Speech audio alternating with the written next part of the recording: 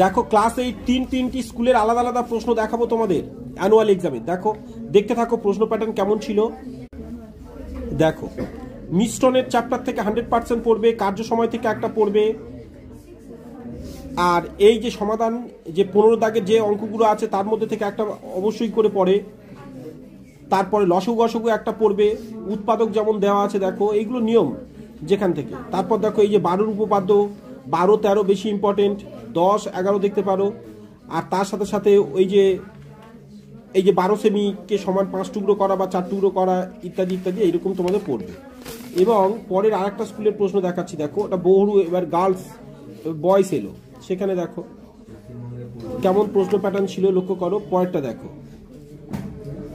দেখো এখানেও 12 উপপাদ্য পড়েছে কিন্তু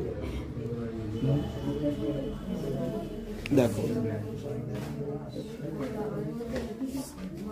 তো পরেরটা দেখো আবার,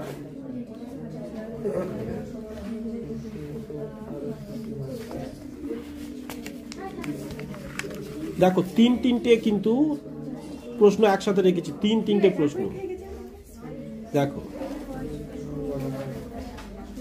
দেখতে পাচ্ছ কতগুলো উপপাদ্য পড়েছে। তো যদিও আমাদের ছেলে মেয়েদের এটা খুব খুশির খবর, কারণ তারা অনেক অনেক অনেক করে উপপাদ্য প্র্যাকটিস করেছে বারবার। যেমন এখানেও দেখো দুটো উপপাদ্য করতে দিয়েছিল, এই যে দুটো উপপাদ্য করতে, তিনটে দিয়েছে দুটো।